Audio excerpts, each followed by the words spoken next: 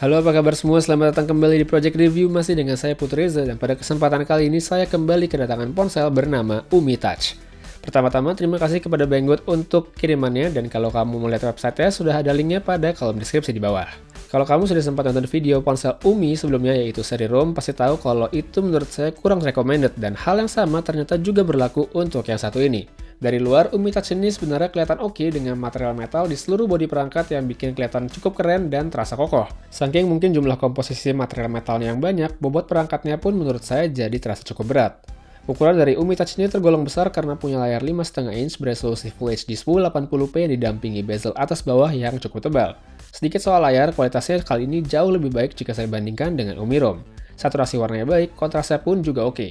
Cuma sensitivitasnya serta feel atau rasa pas disentuh itu menurut saya nggak enak. Gimana ya, kayak kerasa murah aja gitu. Buat kenyamanan di tangan, saya sih sebenarnya kurang suka dengan perangkat ini.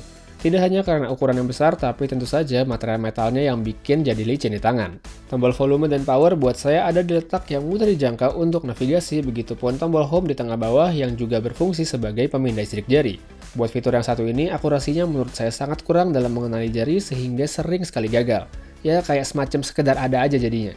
Selanjutnya untuk bagian hardware ada prosesor MediaTek MT6753, RAM 3GB serta punya kapasitas internal 16GB dengan opsi tambahan microSD sampai 128GB. Untuk performa secara garis besar sudah cukup memuaskan buat saya.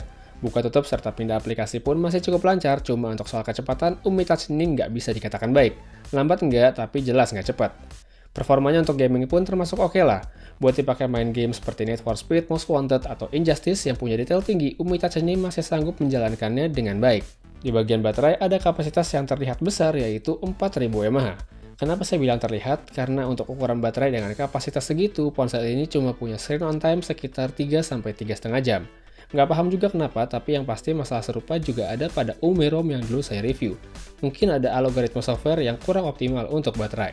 Oh ya, untuk software sebenarnya Umi Touch ini udah oke loh. Versi Android-nya sudah Marshmallow dan tidak ada tambahan kustomisasi pada tampilan antarmuka alias stock Android.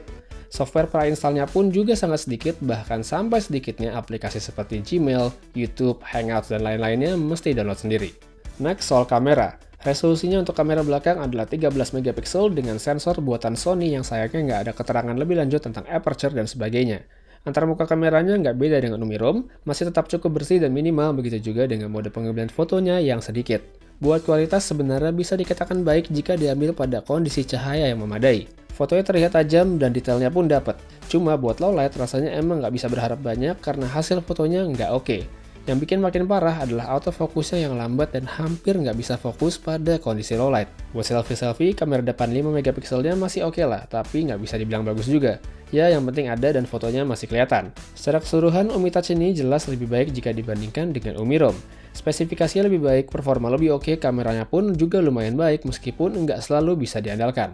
Buat harga yang ada di angka 139 US dollar di Banggood atau sekitar 2,5 juta di Tokopedia, susah rasanya buat saya merekomendasikan ponsel ini karena terlalu banyak alternatif lain yang lebih murah namun dengan performa yang lebih baik. Tapi kalau kamu mau lihat langsung websitenya atau cari-cari HP ajaib lain yang ada di Banggood, saya udah kasih linknya pada kolom deskripsi di bawah. Oh ya, karena ponsel ini sepertinya nggak bakal saya pakai, kayaknya mau saya kasih aja buat yang mau. Kalau di antara kalian ada yang minat, jangan lupa untuk like video ini dan tinggalkan komentar di bawah. Kali aja nanti saya beneran kasih Umi Touch ini secara gratis. Baiklah, terima kasih sudah menyaksikan video ini dan sampai ketemu lagi di kesempatan lain. Saya Putri Reza pamit dan tentunya have a nice day.